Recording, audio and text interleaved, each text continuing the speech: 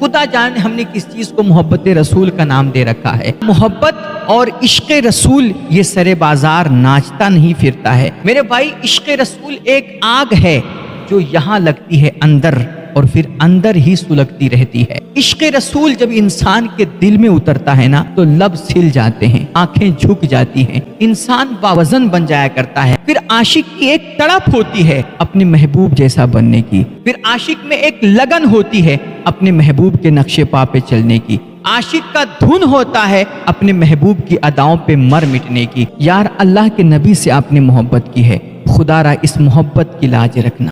کہتے ہیں اولاد جب بگڑتی ہے نا تو ماں باپ کی تربیت پہ انگلی اٹھتی ہی اٹھتی ہے۔ یار اگر آپ نے اپنے نبی کا کلمہ پڑھا ہے، آپ نے اپنے نبی سے محبت کی ہے نا تو خدا را اس محبت کی لاج رکھنا۔ اپنے نبی سے آپ نے عشق کیا ہے تو اللہ کے واسطے اس عشق کو کبھی بدنام مت ہونے دینا۔ یار آپ کبھی ایسی کوئی حرکت مت کرنا، کوئی ایسا کام مت کرنا کہ جس کی وجہ سے آپ کے نبی کے دین پہ، آپ کے نبی کی شریعت پہ انگلی اٹھے۔ یہ دیکھیے حضرت ابو دجانہ ہے، جنگ احد کا موقع ہے، کافروں کا بہت بڑا لشکر سامنے کھڑا ہے، مسلمانوں کی تعداد بہت تھوڑی تھی۔ ایسے میں اللہ کے نبی علیہ الصلوۃ والتسلیم اپنی تلوار نکالتے ہیں اور اعلان فرماتے ہیں کون ہے جو آج میری اس تلوار کا حق ادا کرے۔ اللہ اکبر۔ سنتے ہی صحابہ میں خواہش مچل اٹھی، ہر کوئی لپکا حضور کی تلوار لینے کے لیے، مگر مصطفیٰ کریم علیہ الصلوۃ والتسلیم نے فرمایا ابو دجانہ آگے آؤ۔ حضور نے اپنی وہ تلوار حضرت ابو دجانہ کو عطا فرمائی۔ حضرت ابو دجانہ کے تو آج وارے نہارے ہو گئے تھے۔ حضرت ابو دجانہ پہلے ہی بڑے بہادر، بڑے جانباز اور بڑے دلیر انسان تھے، بڑی بے جگری کے ساتھ لڑا کرتے تھے۔ آپ کے پاس ایک خاص قسم کی سرخ رنگ کی پٹی ہوا کرتی تھی جس کو آپ جنگ میں اترنے سے پہلے، جنگ کے میدان میں جانے سے پہلے اپنے سر پہ باندھ لیا کرتے تھے، اس کو اصابت الموت کہا کرتے تھے لوگ۔ حضرت ابو دجانہ جب وہ پٹی اپنے سر پہ باندھتے تھے نا تو لوگ سمجھ جایا کرتے تھے کہ یا تو دجانہ آج مار کے آئیں گے اور یا تو پھر مر کے آئیں گے۔ یہ نشانی ہوا کرتی تھی پٹی باندھنے کی، بڑی بے جگری کے ساتھ لڑتے تھے۔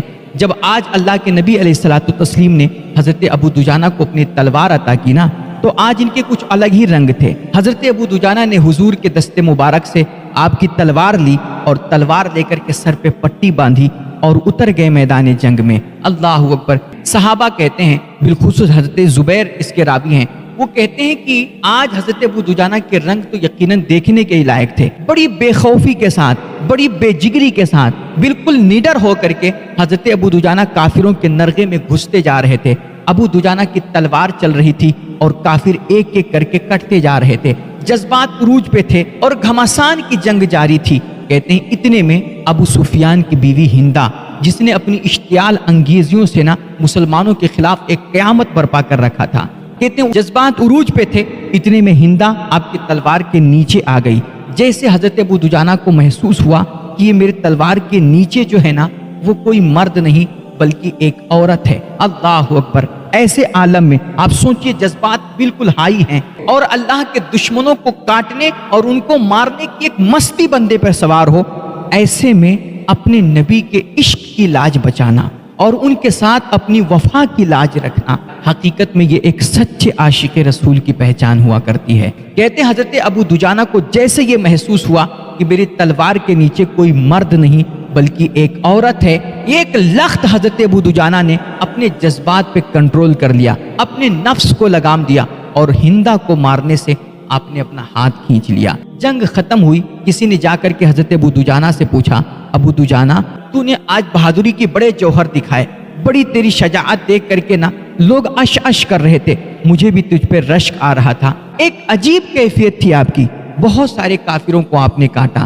لیکن جب ہندہ آپ کے تلوار کے نیچے آئی تو آپ نے اسے مارا نہیں بلکہ اپنا ہاتھ کھینچ لیا، اسے چھوڑ دیا آپ نے، تو آپ نے ایسا کیوں کیا؟ تو حضرت ابو دجانہ کے الفاظ سنیے۔ حضرت ابو دجانہ کہتے ہیں کہ میرے نبی علیہ الصلوۃ والتسلیم نے تلوار دینے سے پہلے فرمایا تھا کہ آج میری تلوار کا حق کون ادا کرے گا، مجھے مصطفیٰ کریم کی غلامی کا اور آپ کی تلوار کا حق ادا کرنا تھا۔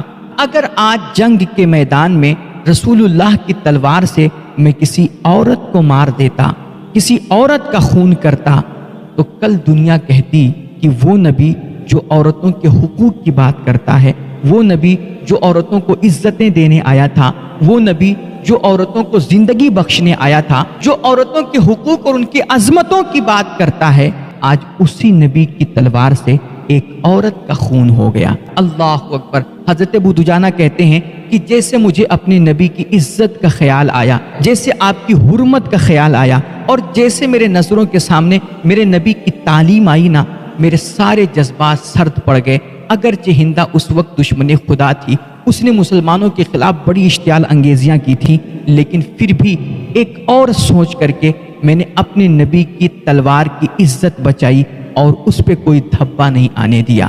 اس کو کہتے ہیں عشق رسول کی لاج بچانا، اس کو کہتے ہیں اپنے نبی کے ساتھ وفا کرنا، ہر حال میں ہر جگہ اپنے نبی کے حکم اور اپنے نبی کی ایک ایک تعلیم کا پاس و لحاظ رکھنا۔ اسی طرح میں نے کل آپ کو ایک مثال دی تھی کہ حضرت علی شیر خدا کرم اللہ وجہ الکریم ہے، آپ کا ایک دشمن خدا سے مقابلہ ہوتا ہے، آپ اس کو پٹخ دیتے ہیں، زمین پہ چاروں خانے چت کر کے اس کے سینے پہ سوار ہو جاتے ہیں۔ کفر بزدل ہوتا ہے، اس نے کیا کیا؟ حضرت مولا کائنات کو اشتعال میں لانے کے لیے آپ کے چہرے پاک پر اس نے تھوک دیا۔ جیسے اس نے آپ کے چہرے پر تھوکا، حضرت مولا کائنات فوراً اس کے سینے سے اتر گئے اور آپ نے اسے چھوڑ دیا۔ پوچھا گیا علی آپ نے اس دشمن کو چھوڑ کیوں دیا؟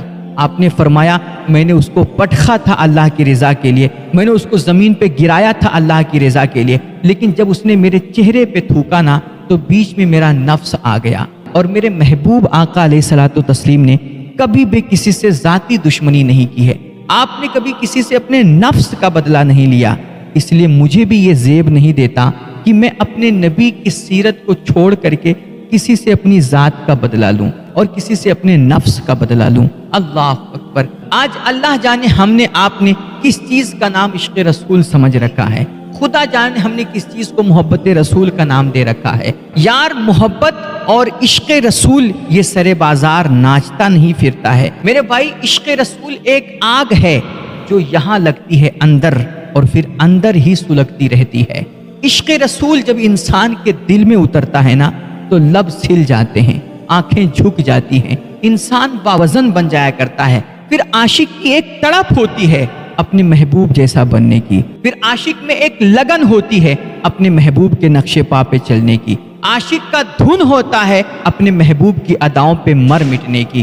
میرے بھائی عشق جب انسان کے اندر آتا ہے نا تو اس کے اندر ایک خوف پیدا کر دیتا ہے، ایک ڈر ہوتا ہے، ہمیشہ یہ ڈر اسے دامن گیر رہتا ہے کہ کہیں مجھ سے کوئی ایسی حرکت نہ سرزد ہو جائے جو میرے محبوب کو ناگوار گزرے۔